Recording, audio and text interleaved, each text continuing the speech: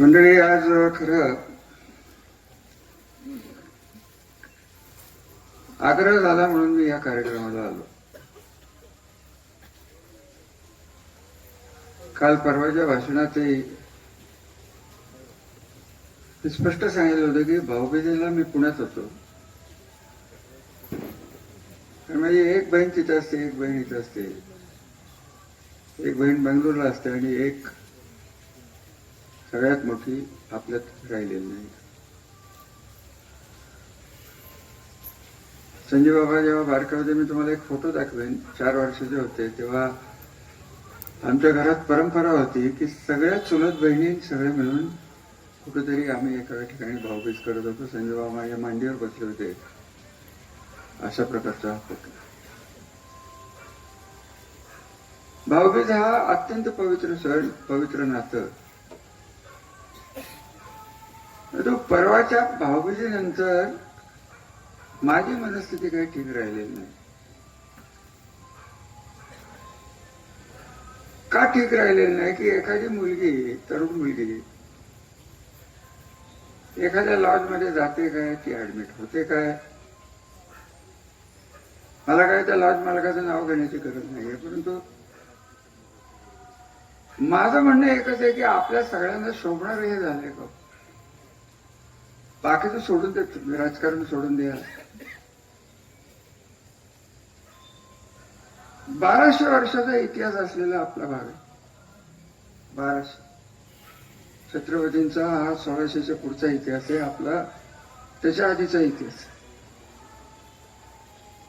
हा इतिहास जपणं, ही संस्कृती जपणं, मालोजीराव नाईक निंबाळकरांना तुमच्यापैकी बऱ्याच जणांनी बघितलंय नसेल तर माझ्या बरोबरचे नगरसेवक दिसेनासे झालेत, काही थोडे बळे राहिलेत. असं कधी हे घडलेलं नाहीये की आत्महत्याची वेळ का आली असेल. पोलिसांचे तपास होतील, आमचं काही कोणावर आरोप नाहीये. अगदी करायचं सांगायचं तर मी काय षडयंत्र जमलं, मी तर पुढ्यात होतो. त्यांचं कोणी नाव घेतलंय म्हणून ते कशाला घाबरले? घाबरले नाही तर एवढं घाबरायचं कार्यकर्त्यांनी रामराजांनी केलं. आता तो प्रल्हाद कुठला रोडे, त्याला मी आधीच सांगितलं होतं की माझ्या नादाला लागू नको. आता त्याला हिसका दाखवल्याशिवाय मी राहीन का? मला तुम्ही सांगा, काय माझं नाव घ्यायचं, काय संबंध आहे माझं नाव घेण्याचं? कोणाचं तरी सांगण्यावर हे सांगणारच षडयंत्र असेल, मग तुम्हीच घ्या ना, हिंमत असली तर नाव. मी वाटच बघतोय की माझं नाव प्रॉपर माणसाने घ्या, योग्य माणसाने घ्या. उगाच कुत्र्या चुत्र्याला चोराला नका सांगू माझं नाव घ्या.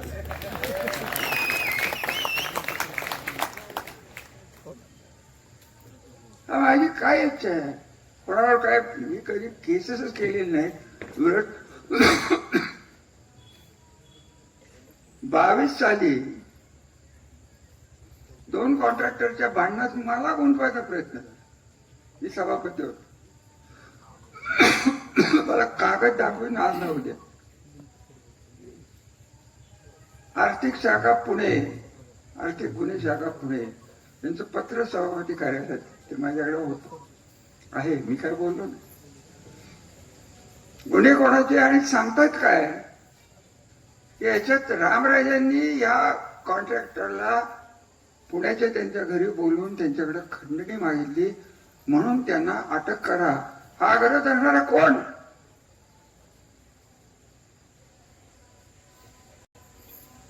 दुर्दैवाने त्यांच्या, मी जे नेहमी म्हणतोय गेले 2 दिवस की मुख्यमंत्र्यांच्या न्याय मुद्द्यावर माझा विश्वास केला, हे कारण आहे की आज मी इथं सांगतो.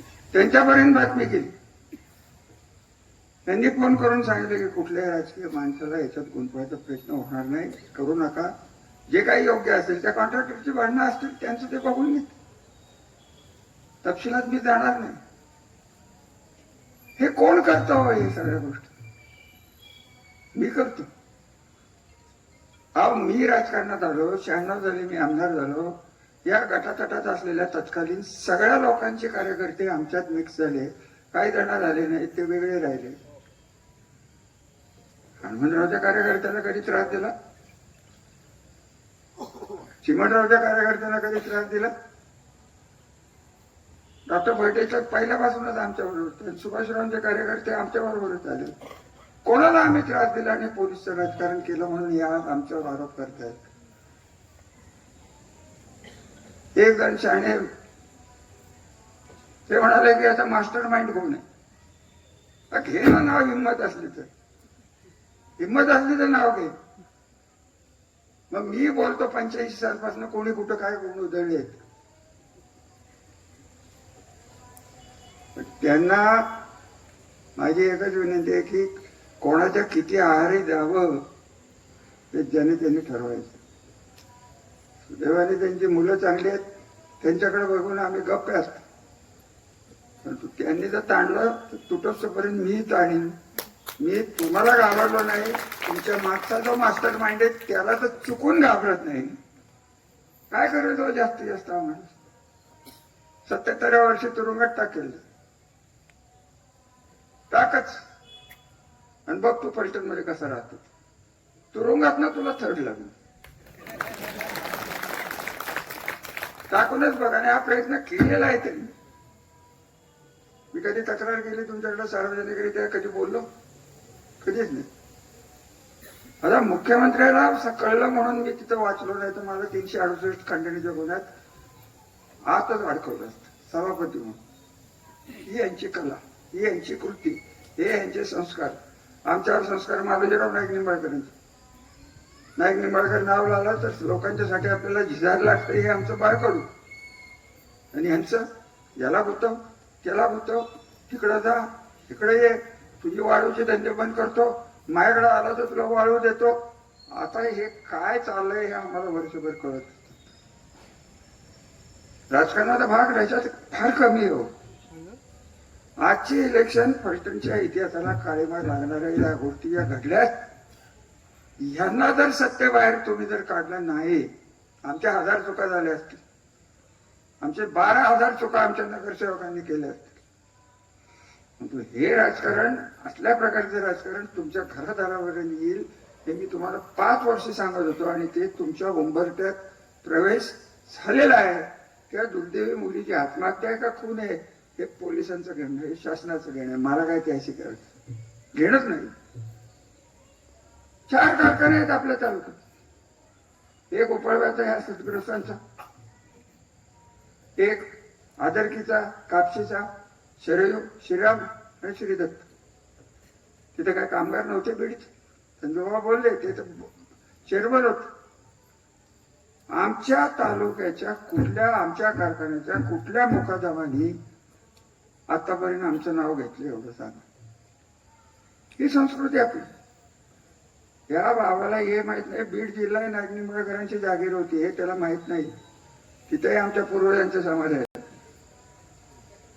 हा अशा गोष्टी हा करतो, ह्याची चूक नाहीये. इकडं सगळीकडेच हा प्रकार चालू झालेला आहे. या सगळ्या प्रकारातनं या मुलीचा जो बळी गेलेला आहे त्याला इंग्लिशमध्ये म्हणतात की इन्स्टिट्यूशनल व्हिक्टीम, इन्स्टिट्यूशनल किलिंग, व्यवस्थेचा बळी आहे. आणि आज गेले 2 ते 3 दिवस पोलीस चौकीत त्यांचा एकही फोन जात नाही. मी सुटला. आणि म्हणून मी म्हणलं होतं की त्या मुलीला तिच्या दुर्दैवाने तिचे काही कारण असतील, तिची खासगी कारण असतील, आम्हाला काय त्याशी घेणं देणं नाही.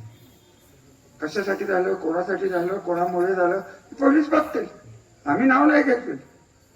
परंतु आमच्या तालुक्याची जी मानहानी झालेली आहे, अहो हे झाल्यानंतर मला किती फोन आले तिकडनं. कुठनं? बीडमधून. अहो ती लोक फसतात. तर आम्ही असले उद्योग करत नाही. हो ह्याला खरं कारणीभूत कोण आहे? SIT झाली. मुख्यमंत्र्यांचे मी आभार मानतो. SITचं कार्यक्षेत्र काय आहे? 277 FIR कोणीतरी मला टीव्हीवर दाखवल्या. या 277 FIR तेव्हा DYSP कोण होता? त्याच्या सांगण्यावरनं झालं का? आणि त्याचाही SIT मध्ये समावेश करायला पाहिजे हे माझं ठाम मत आहे. माजी DYSP राहुल धस यांचं नाव घेतोय. त्यांनी SITच्या पुढे जायलाच पाहिजे. हा गुलाम असल्यासारखा माणूस तिथे राहत होता. IPS कशाचा IPS झाला? IPS होता का नाही कोणाला माहित. ती इतका हलकट मनोवृत्तीचा माणूस आपल्याला DYSP म्हणून आणला कोणी? याचा कधी तुम्ही विचार केला? तुम्ही सत्शील माणसं आहे, कौटुंबिक वत्सल माणसं आहे, कुटुंब वत्सल माणसं आहे. तुमचा कुठं पोलीस चौकीत संबंध? आमचा तरी काय संबंध? वाळूचे धंदे असतील ते प्रांत, तो एक टाकल्या प्रांत आणला होता शिवाजी. वाळूचे धंदे एका आमच्या कार्यकर्त्यावर 1.5 कोटीचं वाळू रॉयल्टी, 1.5 कोटी. अहो काय त्याला अर्थच राहिलेला नाही. हिटलरच्या जमान्यात ज्या पद्धतीने छळ छावण्या तयार झाल्या ना, तशाच या छळ छावण्या या तालुक्यात प्रत्येक डिपार्टमेंटच्या अधिकाऱ्यांना हाताशी धरून कार्यकर्ते प्रेम संजोग म्हणले. आम्ही कोणाला बोलवलो? आम्ही कुठल्या कार्यकर्त्याला म्हणलं की तुझा धंदा बंद पाडतो, तू इकडे नको. आम्ही असले उद्योग करणारी माणसं नाही आहेत. प्रत्येक कार्यकर्ता जो तिथे गेलेला आहे, तिथे परवा साखरवाडीत रावलं नाही म्हणून नावच घेतली. नाव ही आपली जीभ विटाळून घेण्याचं मला काही कारण नाहीये. जे कोण महाराज गेले सगळे, त्यांना आता कोणाची ओढणी मिळणार आहे एवढंच बघायचं, एवढं लक्षात. आणि त्यांना मी तेव्हाही सांगितलं होतं, तिथं परतीची वाट नाही. इतकंच नव्हे तर माझ्या कानावर आलं होतं. एक सदग्रस्त आमच्यातले गेले होते, त्यांचे कार्यकर्ते म्हणाला, त्यांनी सांगितलं रात्रभर विचार कर, इथनं आमच्याकडनं परत जाता येत नाही. आणि मग माझं तुम्हाला म्हणणं आहे की आम्ही 30 वर्ष काय केलं, तुमचं पुढे 30 वर्ष काय होणार याचा विचार करा ना तू. अहो एका 5 वर्षात यांनी एवढं सगळं संपवलं. 91 सालची एक गोष्ट सांगतो की तुम्हाला. मी नगराध्यक्ष होतो. मालोजी आपलं नगरपालिकेच्या समोर जे गाळे, ते गाळे मानसिंग बसला आहेत. वरच्या बाजल्यावरचे गाळे जात नव्हते तेव्हा मानसिंग. मी फोन केला एका शेट्टीला, तो ठाण्याला जात. कोणाला की नाही भाई हम नाही आने वाले यहाँ पे, तेव्हा बहुत गुंडागर्दी आहे. ती 91ची गोष्ट. आणि आता मला तुम्ही सांगा, अशा प्रकारचं वातावरण असलं नवीन इंडस्ट्री येईल का? नवीन मुकादम आमच्या 3 कारखान्यावर, आमच्या कंट्रोलमध्ये असलेल्या 2 कारखान्यावर मुकादम नाही आलं तर नुकसान कोणाचं होणार? यांचं काय झालं? आम्हाला काय करायचं? अहो यांच्याबद्दल कितीही बोललं तरी, त्या आगवणे मॅडमचं क्लिप आहे, मी वाजवून दाखवून. त्या बाईने कंटाळून शेवटी त्यांना फोन केला. आणि तुम्हाला मी स्पष्ट सांगतो की मी माझा त्यांचा काढायचा संबंध नाही. त्यांच्या मुलींचे फोटो मी जेव्हा बघितले, व्हिडिओ, त्या आत्महत्येला, तुमच्यापैकी कोणाला जर वाटेल का आपल्या मुलीने आत्महत्या करावी? इथं महिला बसल्या आणि त्या बाईला हे महाराज म्हणतायत की सगळं मिटवतो, रामराजांचं नाव घे. हे कुठलं? आगवणे काय माझा कार्यकर्ता होता? भांडणं त्यांची बेआबरू. आता ज्याला आबरू नाही त्याला बेआबरू कशी होईल हेच मला कळत नाही. आबरू नाही, रामराजांचं नाव घे. आता बोलू का? तोंडावर आलं पण आज नको बोलू. मी वाट बघतोय की नाव कधीतरी माझं घ्यावं. मग त्यांचा इतिहास सगळा सांगतो. आणि त्यांच्या इतिहासात तुमचं भविष्य नडलं. सगळ्या काही माणसं असतात ते जन्मजात गुन्हेगार असतात. त्यातला हा प्रकार. त्यांना संस्काराचं काही लागत नाही. त्याला सायकोपाथ असा शब्द आहे. ते सायकोपाथच आहे ते सद्गृष्ट. आणि त्यांना जर तुम्ही जर परत त्याचा थारा दिला, मला एक सांगा, मी त्यांना अंगावर घेतो, मी त्यांच्यावर टीका करतो. आणि सिक्युरिटी कोणाला? त्यांना 4 गाड्या घेऊन पाहतो.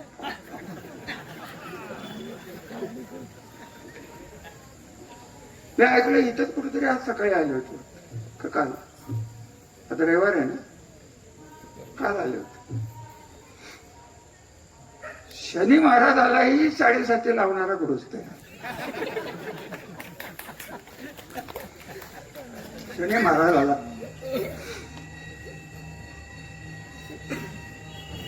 काय बोलायचं त्याला?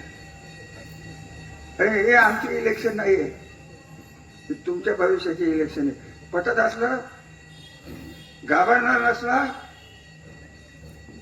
तर आमच्या बरोबर या. 4,000 खोटे अर्ज, खोटे मतदार इकडचे तिकडचे नेले. कोणी नेलं? आम्ही केले. वॉर्ड इकडचे तिकडे केले. नंतर त्यांच्या लक्षात आलं की हे रामराजांना सोयीचे, मग आता कपाळाला हात लावला.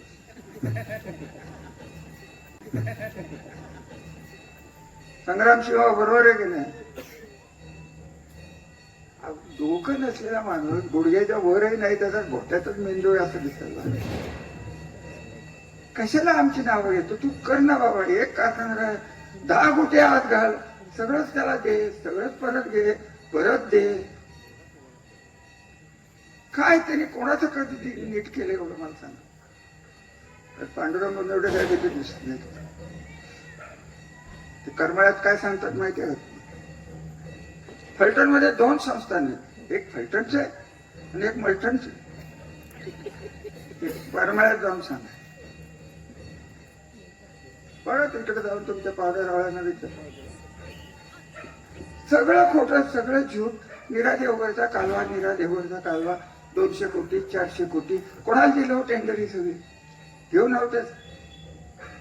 हे आपल्यातलंच बाळ आहे, पैशाची गुरमी असलेलं बाळ.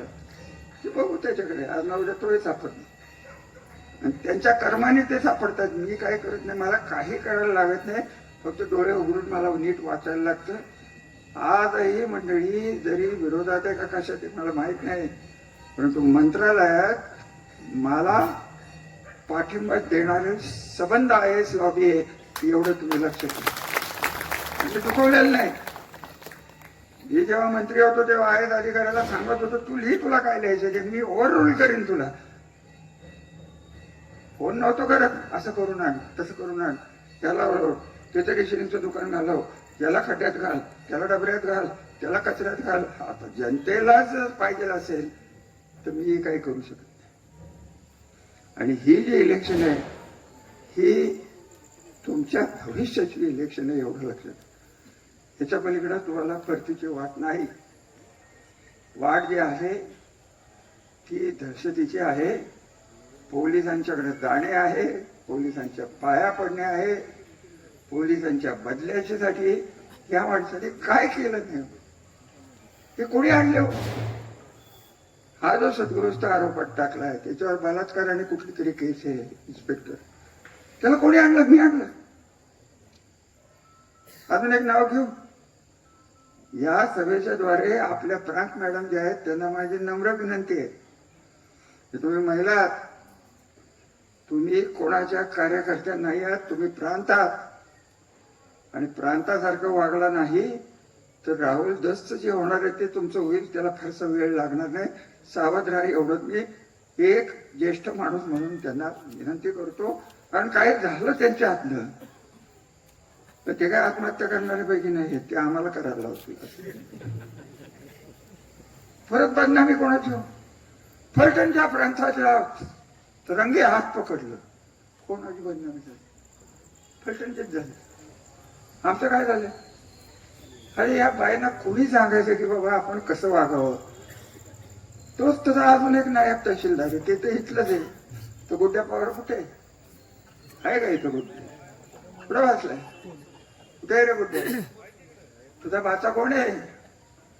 आणखी त्याला जाऊन त्यांनी आणलाय. मला नको नाव घ्यायला लाव. घाण घाण घाण घाण. किती बोलायचं हो अधिकाऱ्यांना? तुम्हाला खरं सांगू का, परवा हे घडल्यानंतर मी फलटणला आलो 24 तारखेला. सकाळीच मला एका व्यापाऱ्याचा फोन आला. कान उघडून नीट ऐका. तो म्हणाला आम्हाला विकास नको, आम्हाला सुरक्षितता पाहिजे. काय म्हणाला? विकास नको आम्हाला. मी नाही म्हणलेले, नाव नाही सांगणार व्यापाऱ्याचं, बिचार ईडी टाकतील ते. आता आगवण्यावर ईडी स्वतःच्या लेटर हेडवर एवढी ताकद आहे, स्वतःच्या लेटर हेडवर काय त्याला. आता ही मी बघितली आहे का, त्यांनीच दाखवली ना. त्याला ते रामराजांनी ईडीला सांगितलं असेल, त्याचा मास्टर माइंड रामराजेच. फक्त तू नाव घे, मग फक्त माझं नाव घे. आणि मी तुम्हाला इतकं स्पष्ट सांगतो की मुख्यमंत्र्यांचे माझे संबंध, माझे अख्ख्या महाराष्ट्रात 3 वर्षात कोणाचे वाद नाहीयेत, वैयक्तिक द्वेष नाहीये. कुठेही जातो मी रामराजांचे फलटण म्हणल्यानंतर यांचं नाही नाव निघणार, माझंच निघणार. आणि यांचं निघालं ते बघा जाऊन, पाहुणे रावळे असतील, तुम्ही माहेरवाशिनी असाल, बाहेरचे असालच, विचारा. हा बदनाम करून टाकलेले. म्हणतात कशासाठी, कशासाठी आमचं कल्चर घालवत आहे, कशाला आमची संस्कृती घालवत आहे, कशाला आमचा इतिहास घालवत आहे. आणि आज मी एक काय म्हणतात पोस्ट बघितली. श्रीमंत रामराजांना यांची माझी विनंती आहे, असा वारकरी पंथाचा ज्ञानेश्वरानंदाचा पवित्र माणूस श्री अशोक जाधव,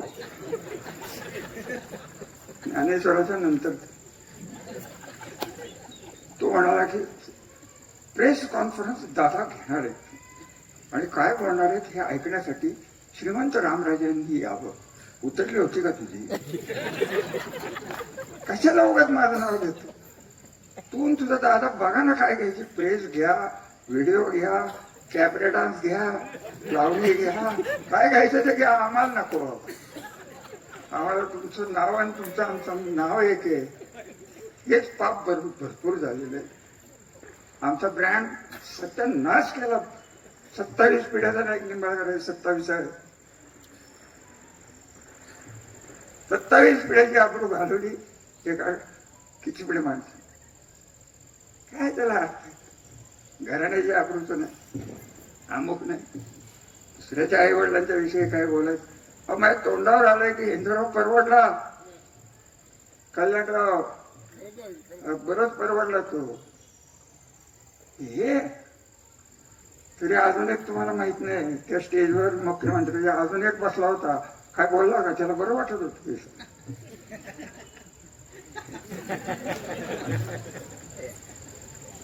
चिंचकरला विचारा की काय चाललं, माहिती आहे का? चिंचकर माहिती आहे का हो? आपल्याला माहिती असते. त्याला सांगा मी नाव घेतलं, त्याला म्हणावं 500 कोटीची नोटीस पाठव मला. 50 कोटीची नोटीस कोणाला पाठवते? ते अंधारे मॅडम. माझी तिची न ओळख, माझा तिचा नसा म्हणून ती उभा टाक. मी कुठल्या पक्षाचे मलाच माहित नाही.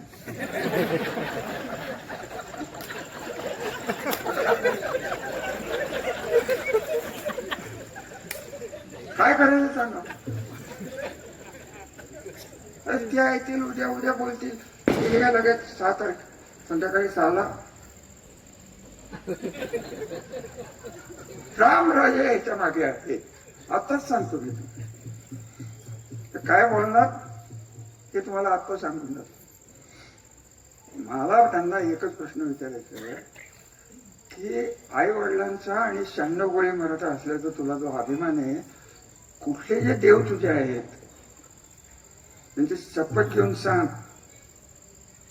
कर्णिक नावाच्या ऍडिशनल कमिशनरकडे जाऊन रामराजांना अडकवा हा प्रयत्न तू केला की नाही एवढं तुम्ही सांगा. तो कर्णिक माझ्या मित्राचा जावई, त्याने मला फोन केला, नाव घेऊन बोलतो की असं असं चाललंय, तुम्ही बघा. संजय बाबांना आधीच कळलं, बरोबर आहे. अरे इतकी नालायक माणसं, काय माझा संबंध? आम्हाला एवढणारी माणसं काय? आता तुम्हाला जर पटत असेल आणि तुम्हाला जर पाहिजे असेल की या लढाईत रामराजांनी तुरुंगात जावं, ही जर तुमची इच्छा असली तर तुमच्यासाठी तोही त्याग करायला मिळत आहे. पण तुमचं काय होईल याची जाणीव तुम्ही ठेवा. तुम्ही जाणीव ठेवा, ही माणसं बरोबर नाहीत. त्यांची पार्टी कुठल्या सनातन धर्मात लिहिलंय हो? ब्लॅकमेल करतात. सनातन धर्म म्हणजे काय कळतं काय ना? त्यांना लिहिता येईल की नाही मला शंका आहे. सनातन खरं सांगू का, आता आपण सगळ्यांनी एक काम करूया, आपण खाकी पॅन्टी शिवून घेऊ आणि आपणच सनातन धर्मात, मग काय होईल? पण काय राहत नाही.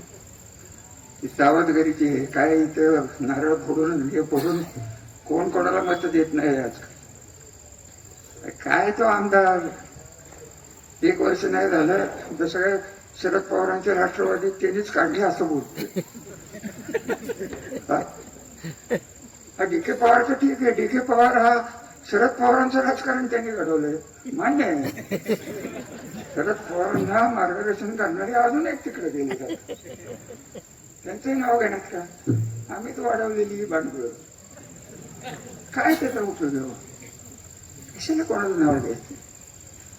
आमचं चुकलं तर आम्हाला शिक्षा द्या, परंतु आता आमच्या चुकीची शिक्षा देण्याची वेळ नाही. ही इलेक्शन तुमच्या सर्वांचे, तुमचं सगळं बरं वाईट जे होणार आहे ही इलेक्शन, आणि ती कारखान्याची इलेक्शन जिल्हा परिषद माझ्या ताब्यात द्या. दिल्ली त्यांचं तथाकथित जे वजन आहे ते वजन 0 होईल, आणि 0 झाल्यानंतर फक्त सत्तेचा हात त्यांच्या कपाळावर जाऊन द्या. किती लोक बाहेर येतील बघ, किती जणांना यांनी त्रास दिला, किती जण नष्ट केले, किती नावं घेऊ, किती नावं घेऊ. त्या गिरीचं काय झालं रे मानसिंग मैदानचं, घेऊ नाव, सांगू काय झालं? अहो काय या माणसाचा अर्थ आहे का? काळा कुट्ट इतिहास असलेली ही माणसं तुमचं भविष्य काळा कुट्ट केल्याशिवाय जाणार नाही. एवढीच सावधगिरीची सूचना मी तुम्हाला या कार्यक्रमाच्या निमित्ताने देतोय. मला मत द्या देऊ नका हा वेगळा विषय. आम्हाला जे पाहिजे ते आम्ही आमच्या संस्काराप्रमाणेच करणार. नाही निंबाळकर नाव लावतो, आयुष्य तुम्हाला 30 वर्ष दिली, उरलेली किती वर्ष आहेत मला माहित नाही, परंतु या संस्काराला पात्र राहून लोकांचीच आम्ही सेवा करणार, एवढं बाकी नक्की. तिथं काय व्हायचं ते होऊन. आता जास्त काय बोलायचं कारण नाही. हे कोण बोंबलतंय मला काय माहिती, काय करायचं चालून द्या, त्यांची होऊन द्या. दत्त शनी महाराज तुम्हाला शुभेच्छा. माझ्या तुम्हाला शाळेसाठी लावणारा हा माणूस तुम्हालाही तुमच्या पवित्र कार्यात कधीच भेटणार नाही हो. शनीला शाळेसाठी ऐकलंय का? सांगा की मग का हो जवळचे हो. आता मी वाट बघतोय, पण माझं नाव घ्या, उद्या घेतलं तर बरोबर, म्हणजे मी मोकळा होईल. देवेंद्र फडणवीस साहेबांना मी सांगेन की त्यांनी सुरू केले, शेवट आता कुठं होईल तिथं होईल, त्यांनी नाव घेऊन द्या आणि माझं घेच नव्हतं. अहो काय नवीन आवाज सीडीआर, सीडीआर कोणाला माहिती आहे का? माहिती आहे का? हे सीडीआर स्पेशल सारखे सीडीआर काय करतात सांगू का? तोही दिवस काढले. सोलापूरला तुझ्यावर केस घालणार, रजिस्टर कुठं होणार? सोलापूरला. सोलापूरला रजिस्टर झाले की तुझा सीडीआर तिकडं जाणार, आणि तिकडनं इकडं राजधानी टॉवर्स. या किती खेळ करायचे काय तुम्हाला सांगू. तर हे सगळं सहन करायची आमची ताकद नाही, असातला भाग नाही, पण ह्या ताकदीला तुमचे आशीर्वाद पाहिजेत. एवढ्यासाठी मी या कार्यक्रमाला आलो, बोलवलं, ऐकून घेतलं. तुम्ही विचार करा, शांतपणे विचार करा, आणि या इलेक्शनला आम्हाला मदत करा.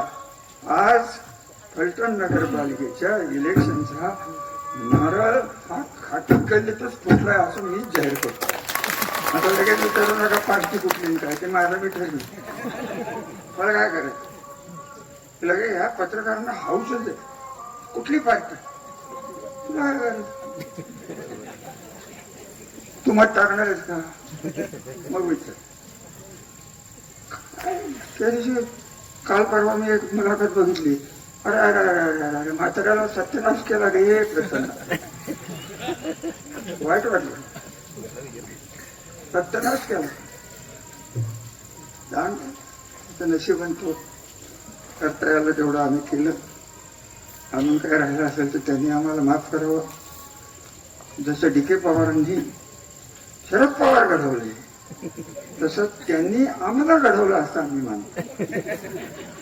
नमस्कार, शुभेच्छा, धन्यवाद.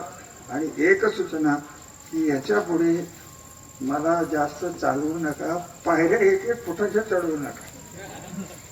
पायऱ्या करायच्या असल्याचं सांगितलं जगात मला जमत. माझं वय वर्ष किती? 78. माझा सामना आहे, त्यांचं वय किती आहे मला माहित नाही, परंतु त्यांचा बुद्ध्यांक ज्याला IQ म्हणतो तो मायनस आहे एवढं मला माहिती. तेव्हा जास्त काही बोलत नाही. शुभेच्छा, धन्यवाद.